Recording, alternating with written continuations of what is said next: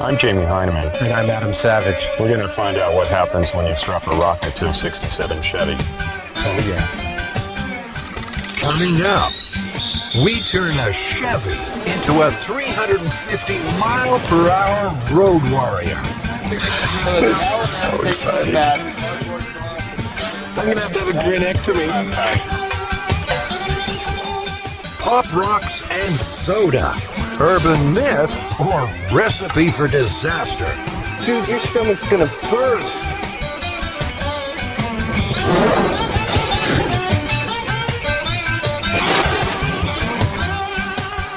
Here on Mythbusters, we're not just going to retell the stories, we're going to put them to the test. We're prepared to put our bodies on the line. There's just one problem. Some aren't myths at all. Which one would that be? I don't know yet. So why should you trust these guys? Well, Jamie and Adam have over 30 years in model building, animatronics, and toy prototyping. They've worked in features, television, theater, and games. They can build just about anything, and probably have. This is M5, my special effects shop. Come on in and have a look around. Jamie's amassed an awesome collection of tools, talent, and techniques. If we can't find it here, I'm trying to locate a pig's stomach. there's always Adam's eclectic collection. I come from the planet Butthead. Jamie and Adam are supposed to be experts in what's real and what's not. And they'll need every trick in the book. So where do we begin? What do we got? Let's go.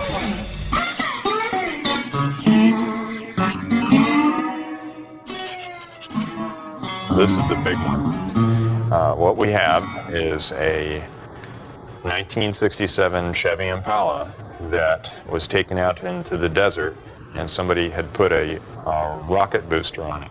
Now they found out about it because there was a smoldering wreckage that the highway patrol there found. We pieced together a gentleman or an individual that had put a JATO or a rocket assist takeoff unit on an older model vehicle. The guy apparently was an Air Force sergeant, former Air Force sergeant. He made sure he had a long straight road and there was nothing around. He got up to highway speed, about 80 miles an hour, fired the things off. The car had accelerated from like 80 to 300 miles per hour in a couple seconds. There was a curve in the road, a slight increase or upgrade, and a mountain shortly thereafter. So he applies the brakes, and of course the brakes burn out. They found about 1.5 miles of skid mark. He didn't make the turn, he went airborne, and he crashed into the side of the mountain approximately 100 or so feet up in the air. So do we have any corroboration of this, or any photos, or anybody come forward? Well, that's our job to pursue that, and we need to get a hold of a 67 Chevy or something as close as we can to it, and need to get a hold of a JATO or a RATO, or again something equivalent to it. It'll look really cool. It'll look really cool. I mean, that's going to be big flame shooting out the back. It's going to be great. I can't think of anything more fun than doing this. No, you know what? I really can't. I first heard about the story approximately 1994 when I was, my job was a spokesman for the Department of Public Safety. I received a phone call from a local reporter asking about a Darwin Award that was on the internet. The way the story read was that the Arizona Department of Public Safety or the Highway Patrol was the ones that did the investigation on it. I thought it was a very real possibility that it could have happened because Arizona is home to several air bases, thus a military personnel could have gotten a hold of a JATO unit to use in this fashion. JATO, or Jet Assisted Takeoff, has been around since the Second World War. We should call them RATOs because each canister is filled with solid rocket propellant. A single unit puts out 1,000 pounds of thrust for 12 to 15 seconds. Up to 8 JATOs are used when large military aircraft are operating with heavy loads or from short runways.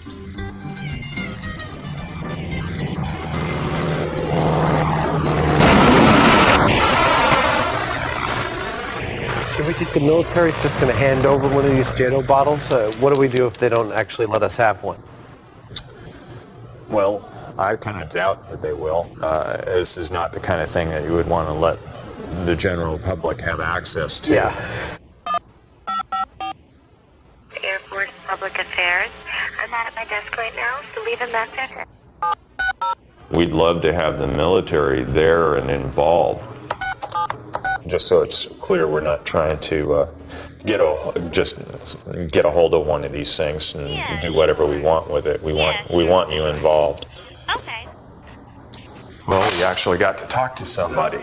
She said they're very expensive units, and that I don't know whether it's going to be possible. This is an unusual request.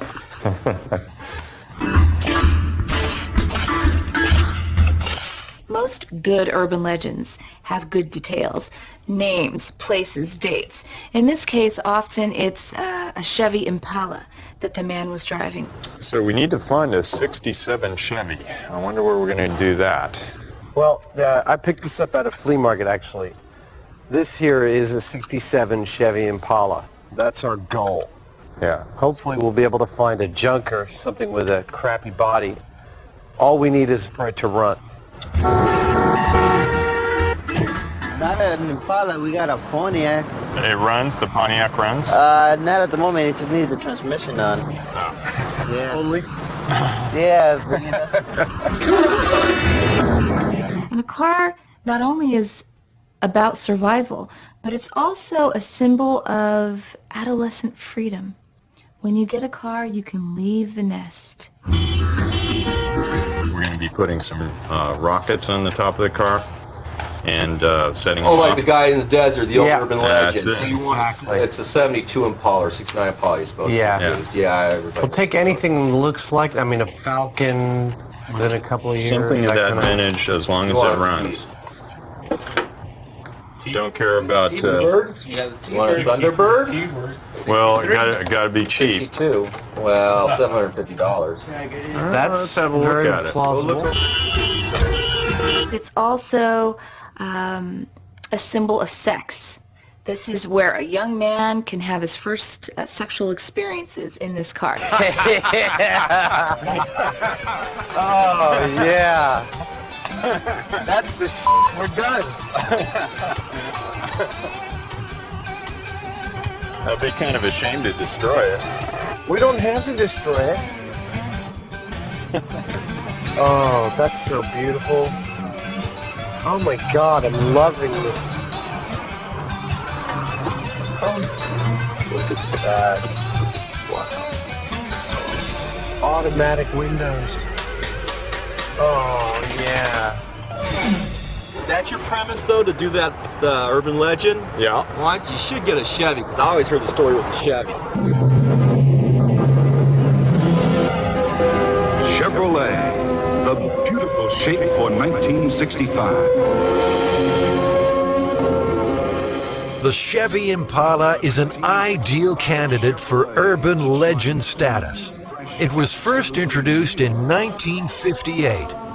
From the start, it was a prestige car within the reach of the average American. A completely new look time cannot wash away. By the end of the millennium, sales exceeded 13 million, making the Chevy Impala the most popular full-size car in American history. See the beautiful shapes of Chevrolet for 1965 at your Chevrolet dealers now. We need it to run. need it to run. Needs This one it. may run, it's got a bomb motor in it. What do you mean you don't put rockets on it? It'll go. We're going to destroy the car. Of course you are. Let's have the fun. Thank you anyway. Thanks very much. No problem. Despite its popularity, the Impala is proving as hard to procure as JATO Rocket.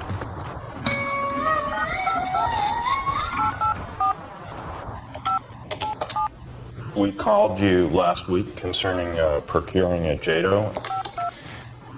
Procuring a JATO or a RATO. So far, we've had very little luck with getting anybody to return our calls.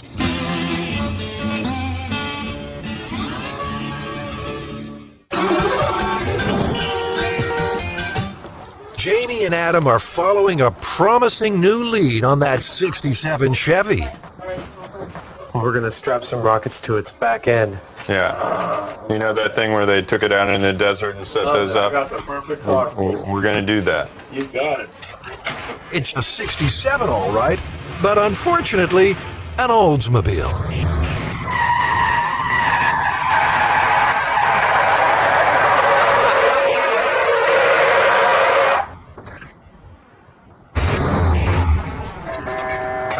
This is your car if you want a car to put a rocket on. She's fast. Just as we've given up hope of finding our car in time. It's officially an Impala. Would it be all right if I drive it around the block? Oh, yeah. Oh, whoa, whoa. I got it, lady. It's a working 66 Chevy Impala with some decidedly non-standard features.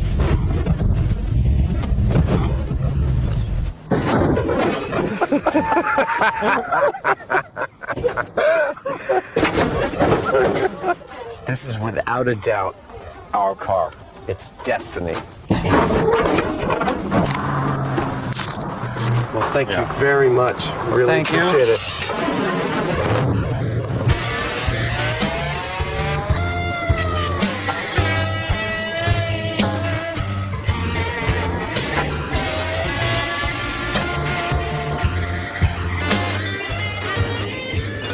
We are 8.5 miles from where we bought the car. It's 100 degrees. We're 3 hours from the shop. And thanks to a blocked fuel filter, our rocket car is doing exactly 0 miles per hour.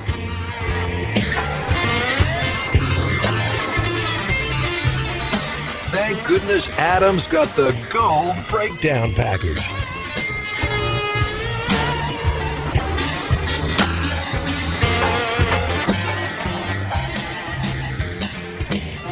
So, the Air Force apparently called us back and turned us down on the JATO rocket. Permission denied. Yeah, I think, did they call us back again just to deny permission again without being asked? Twice. So we got these things. Yeah. How are we going to, these are the hobby rockets. This is like an example, one of the tubes. How are we going to fire these off? Well, these are actually more powerful than the JATOs. The ones that, you know... But they're smaller. How's that possible? Well, we're going to use more of them. While they're running, they put out 1,500 pounds of thrust as opposed to 1,000 pounds, but they only last for 4 seconds. We're going to get several of them and we'll set them off successively.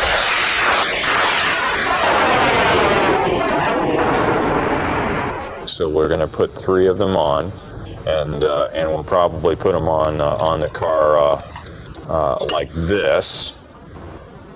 We have a qualified operator that you have to have a license a federal license to be able to purchase these things and operate them. I would hope so. Yeah, and so we're going to have those guys set them off, and so that's what it's going to look like. yeah, that's essentially what we're going to do. We'll have to reinforce it and everything. That's all fine in theory, but it's an awful lot of power to put on the roof of a junker.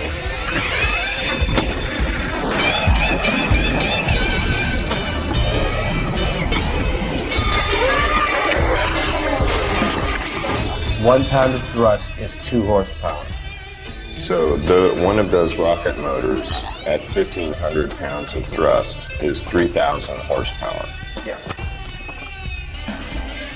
That'll make our Chevy almost 4 times as powerful as an Indy car. Think of putting another car on top of this car. That kind of weight that's up there.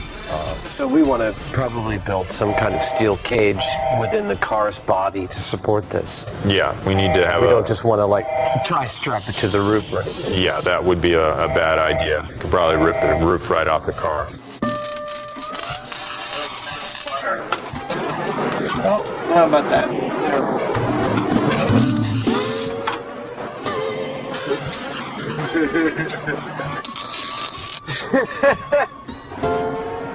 Adam, you're gonna get sick. I believe I'm already sick. Give me the fire extinguisher. This time it's no joke. The fire's burning through the hydraulic lines. That sawdust with the hydraulic fluid's a nice little kind of wicky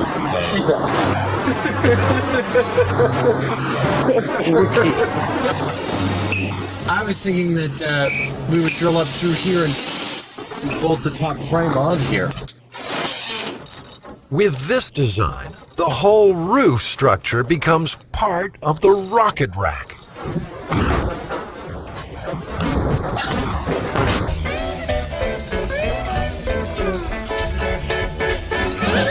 Turns out, besides this legend, other people have strapped rockets to cars before, haven't they? Yeah, there are world speed records that have occurred by using this. In 1965, Walt Afrons built the first rocket-powered land speed car. Wingfoot Express 2 was initially designed with 10 JATO units, but that wasn't nearly enough. 25 rockets eventually blasted the car to an unofficial top speed of 605 miles per hour. Of course, you have to remember that those are unusual cars. They're usually very long and They're basically built like for rockets with wheels. Yeah. So this also begs the question, where do we fire this car off? There are some lakes, dry lake beds to the south of here towards LA. So we'll probably try one of those first to see whether we can get access to something like that. Jamie's having second thoughts about getting behind the wheel. If this behaves like the legend says, we're going to have a 3 to 4,000 pound projectile out there. And I guess the other thing that I thought, with that in mind, if we do lose control of it, obviously we don't want to be in the car. So we're probably going to... You don't want to be in the car? I would love to be in the car. But I think you should drive the car. Well, I think I should too, but we've radio-controlled cars before, and it's a lot of fun. So we'll make it radio-controlled? Yeah, I think that's the safest way of dealing with it. Oh, that's the coolest toy ever. Yeah, this is it's a big kid's RC car. It's not quite as simple as a radio-controlled toy. At 300 miles per hour, the forces on the steering servos will be immense. Servos are motors that are positionable, so we can precisely control the steering on this. We need to have something pretty good, because if it's going that fast, we need to really be able to dial in on the aim, or it may go out of control. The transmitter also has dangerous limitations.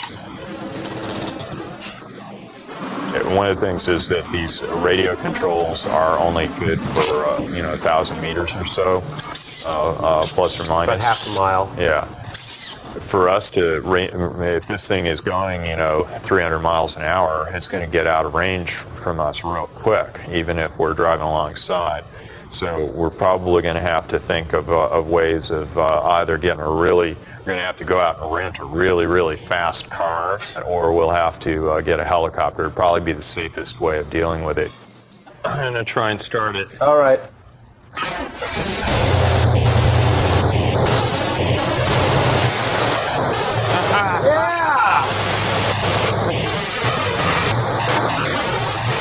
Jamie Jamie's going to need every bit of control when he hits top speed. At 350 miles an hour, a Chevrolet Impala, all the windows will pop out of it and the roof will pull off. Andy Granatelli knows all about speed. He holds 21 Hall of Fame records. Many were set in conventional vehicles. He claims the top speed for a street machine, an awesome 241 miles per hour. At this velocity, wind resistance is the biggest enemy. The car would become airborne at a little over 200 miles an hour. The car would just raise the front of it up and would flip over. In other words, because the air would get underneath the front of the car. Yeehaw! Jamie plans to use the Chevy's hydraulics to combat those forces. Lowering the hood should give considerable aerodynamic efficiency. It will also help with what he's been told is the most vital factor. The most difficult thing about this whole deal is probably getting this straight on the car. There's no real true center line that we know is actually the direction the car is going to go. We have, according to the experts, a 6-degree misalignment is going to put about 100 to 150 pounds of push on the tail of the car. That way. All right. Yeah, that's as good as anything. So that's right about 86. And that's right about 86. Beautiful. Let's tack this puppy down. I can't wait to set this thing off. I'm going to be in a helicopter, and I've never ridden in a helicopter before, radio controlling a 3,000 horsepower rocket-driven radio-controlled car. What could be better? You know, you could just kill yourself when you were done, because it's just like, it ain't getting any better than that. It's all going downhill from there.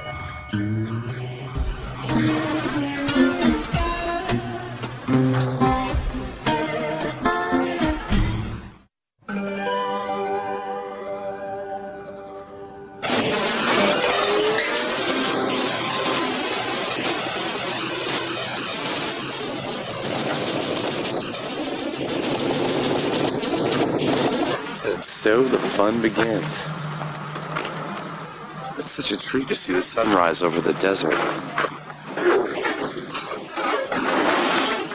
What am I saying? It's a treat to fly over a rocket car in the desert.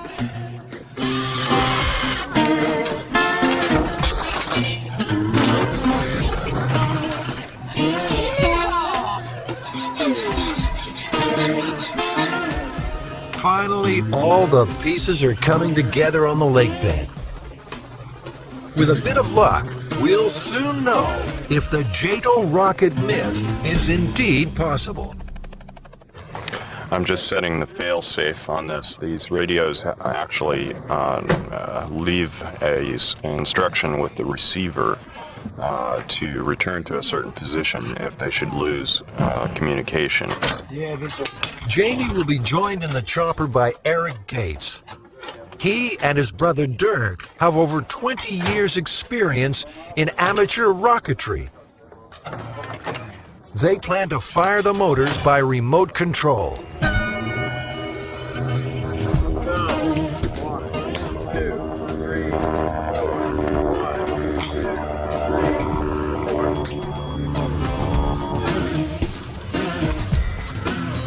Jamie's going to do a dry run in the car. The rocket guys, I think, are going to do a test fire, so all systems are good. I expect it's probably about an hour to actual firing.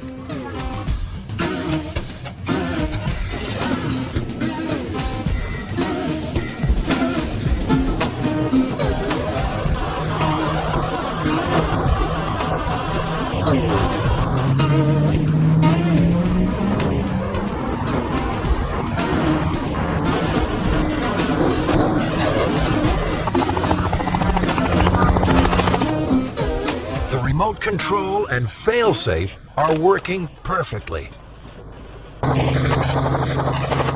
Well, you know, I'm not at all happy. The reason being that unless something goes wrong on the first test, it makes me nervous. Because that means something's going to go wrong later. How you doing? Adam Savage. If this new visitor is right, Jamie may just get his wish. I looked at it, the mount's not strong enough, number one. The mount's not straight either. We warned them about straightening the mount. It's got to be dead straight or it'll steer the car all the time. George should know. Not only did he work on the Apollo program, he's conducted numerous speed trials out here. And 8 points welded into the frame of the car. I hope it works. I mean, you know, 'cause I don't want you to dig up my leg bed. Not exactly comforting words for our final briefing. The helicopter's going to do a pass around just like we did the last time. About the time that it passes in front of the car, I've released the brakes, and the car's going to start to roll. Like the Myth, our plan is to get the car up to 80 miles per hour before firing the rockets. Giving it a lot of gas. When the motors go, they're going to have a tendency to scare you. So when you're hearing the 3, 2, 1, brace yourself. Don't veer. Sound like a jet engine. It's going to get a 15-foot flame out the back. 15. Let's have a good bird, man. Get your gateways. Good luck. This is so exciting. Cardboard box. I'm going to have a grenectomy.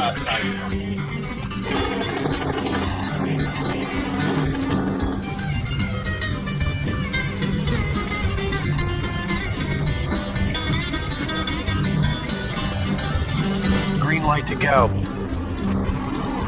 They're starting their circle now. Brakes are coming off. We are go. Nothing's happening.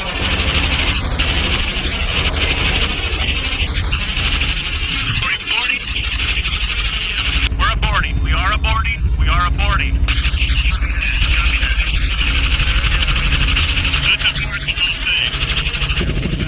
Okay, helicopter's coming in. Doesn't it go through the inside? So how do you get it? Looks like the car's old gremlins are back to haunt us. With all the focus on horsepower and thrust curves, we never did fix that fuel problem. The problem is that this is an older car, and we've been stirring up sediment in the bottom of the tank, and it's gotten into the fuel filter and clogged the fuel filter. All we have to do is pull the filter out and flush it out once in a while. We should get a good run here soon. That sort of answers my need for a small failure. I'll accept that one as a small failure.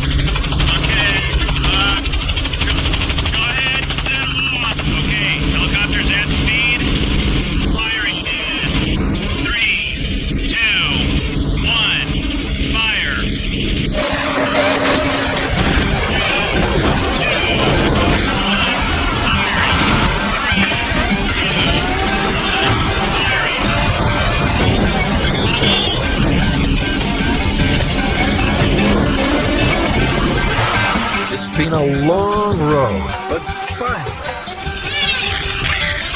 we have liftoff. 3 rockets, 4 seconds, and 1,500 pounds of thrust apiece. That's 3,000 horsepower for 12 seconds. Just like a JATO.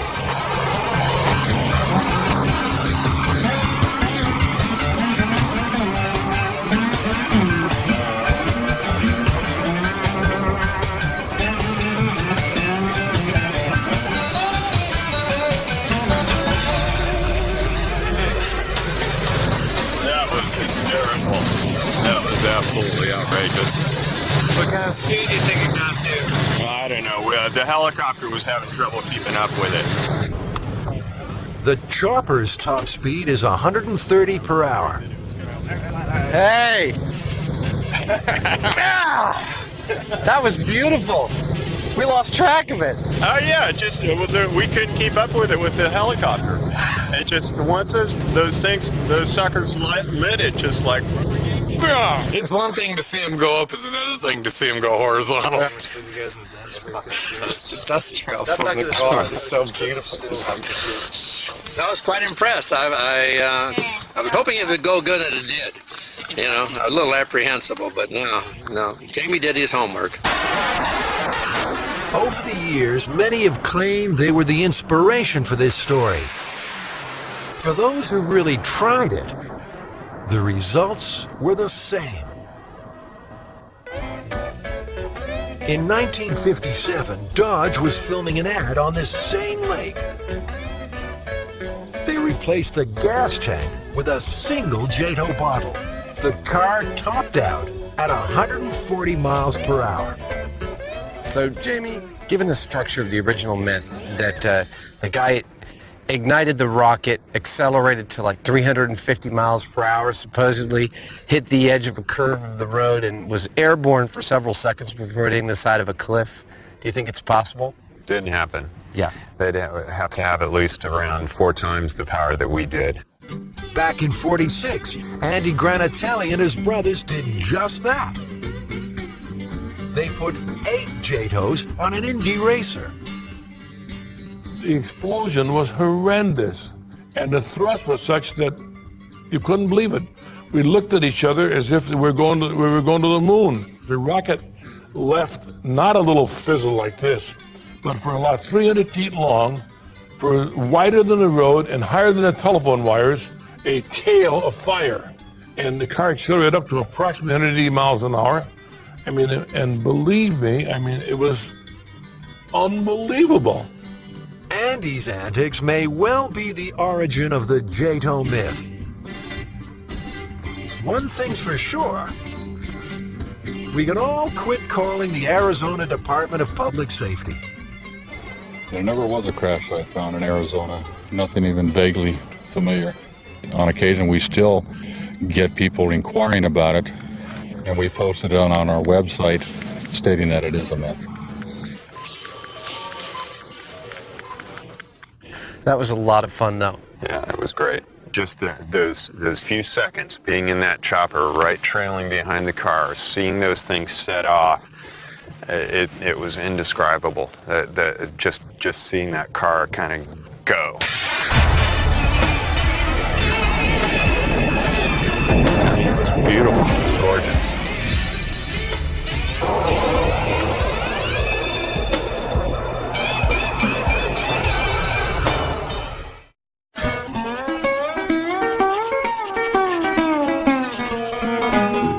So do you remember Pop Rocks? Yeah, they were invented in 1956, the year of my birth. Really? Yes. The legend we're approaching now is the legend that Little Mikey from the Life Cereals commercial. I remember it so clearly. The kid goes, "Let's get Mikey to try it. He won't eat it. He hates everything." Whatever Mikey could eat, everyone could eat. That was the idea. Anyways, Mikey at one point becomes a teenager. He ate 6 cans of soda and 6 pouches of Pop Rocks. And this has some kind of chemical reaction in his stomach. And exploded, and he died. So the myth is that, you know, that a combination of 6 packs of Pop Rocks and a 6-pack of soda is a lethal combination of gases that will make your stomach explode. We'd like to determine a couple of things. We want to see how much pressure is generated by a rapid infusion of 6 packs of Pop Rocks and soda. We'd like to determine how much pressure a stomach can withstand. I've been thinking about this, and I think to imitate a stomach, the pressures of a stomach, that the best course is to use a pig's stomach, which is actually physically very close to a human stomach, which can hold about between 1 and 2 pints generally. of liquid. I'm trying to locate a pig's stomach. A pig's stomach.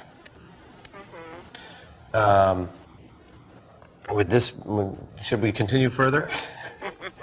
Is this about the size of a human stomach? Oh, you really good. How large is it? I mean, it's deflated, right? Like a swimming cap. What? Like a swimming cap. Like a swimming cap. A very, very meaty swimming cap. Originally, the idea was to create an instant carbonated soda by General Foods. Can I try some? Yeah, absolutely. They discovered actually that when you ate those nuggets, there was like a sizzling or popping sensation in your mouth.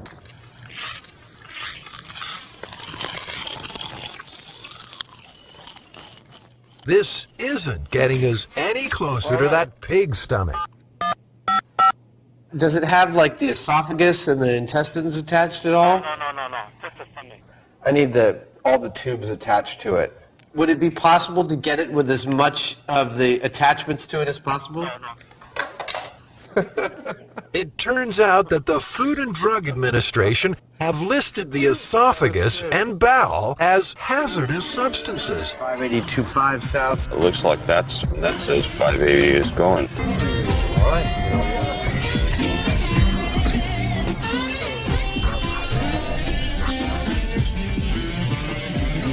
Four stomachs. Terrific. That's them. The specific instructions on the thing, complete with esophagus and intestines. It's actually becoming a reality. That's one important mission accomplished.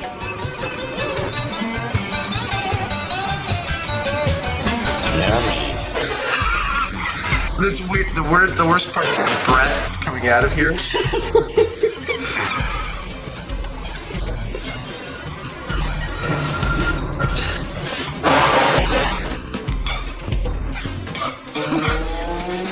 Soda.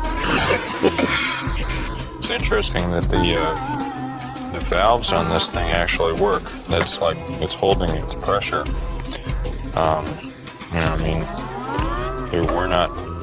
We just put air in there and walked away. And how do you think we'll get the Pop Rocks and the soda actually into the stomach? And to get these in there, we have to get them wet, unless we're gonna. They're not gonna pour. I think we want to equate a worst case scenario here.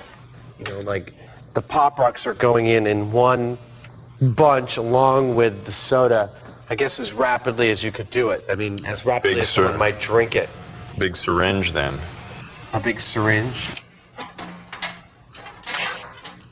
The myth appeared, I believe, was in 1979, 4 years after the candy was launched.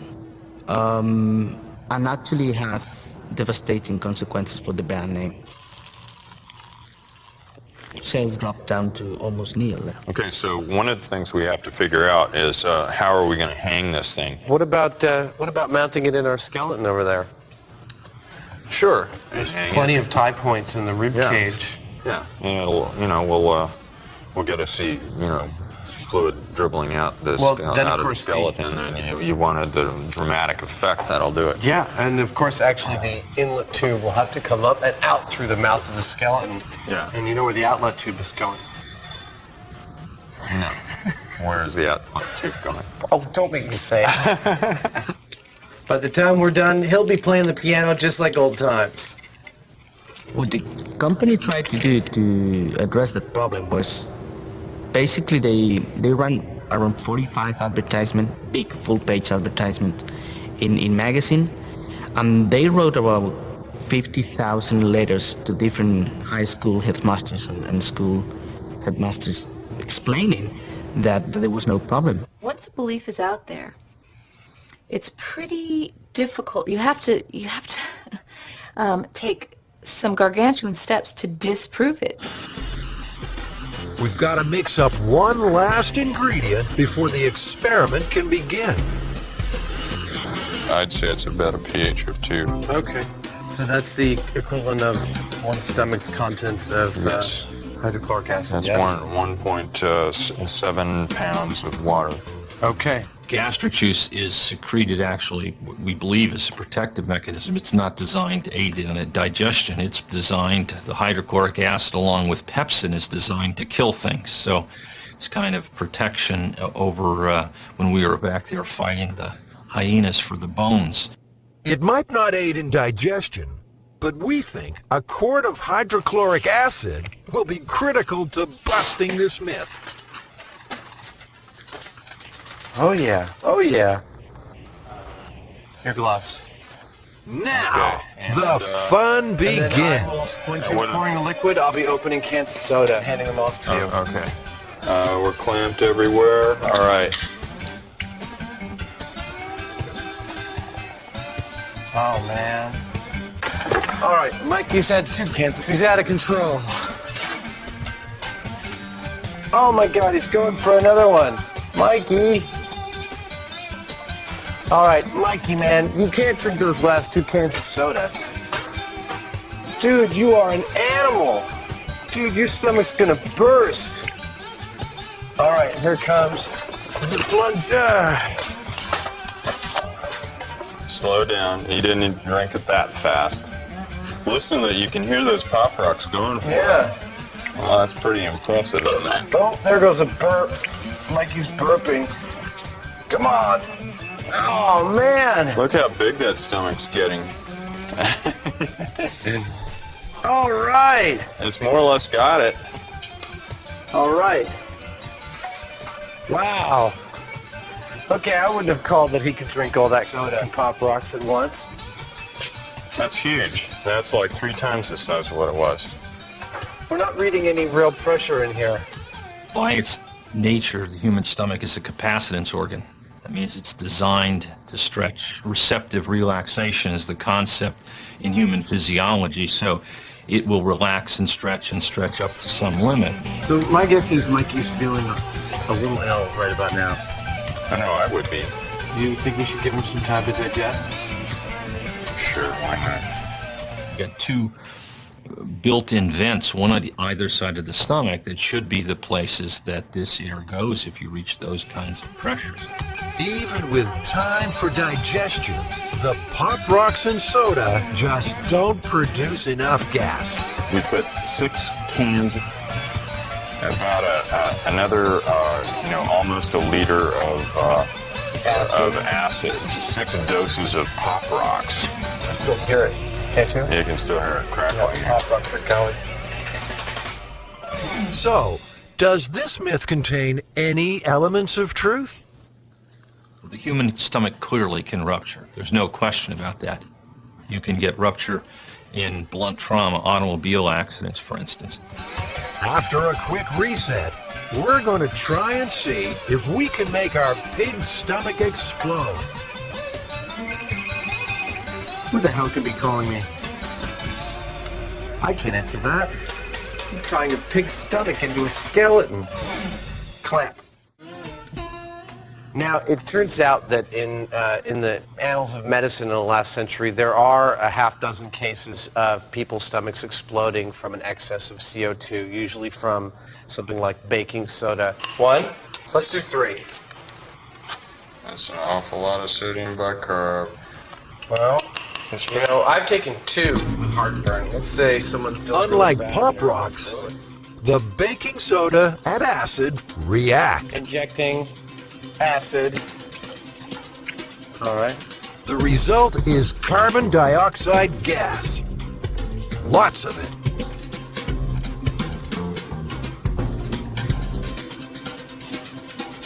Okay, 1 down.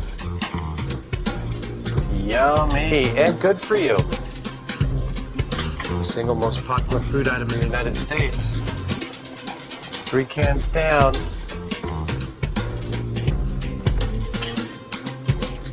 Four. Come on, you gotta drink a little faster, piggy. 5. 6. We fully drunk the soda. Bicarbonate. You ready? Ready. Oh, yeah. Oh, my God. He's still drinking. Yeah, it's getting really big. He can't hold it anymore. Clamp it. See what the pressure is rating. Whoa. Okay, that's much bigger than before. It's still hardly reading. It's reading about half a PSI. There are probably lots of folks out there who have for years and years and years been using baking soda. And in the amounts that would be prescribed to reduce acid, there's very, very little gas formed. It usually stays in solution, comes out, doesn't cause very much by way of distension if you stay within the limits that are recommended. Here on Mythbusters, we're never afraid to push the limits. Okay, ready? Ready.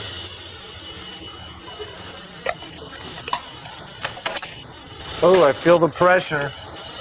If you have a stomach that's greatly distended by a large meal, and then you add on top of that either gas in the form of sodium bicarbonate to try and relieve acid indigestion, you can, in those very, very unusual situations, see gastric rupture. But no one should have the impression that this is common by any stretch of the imagination.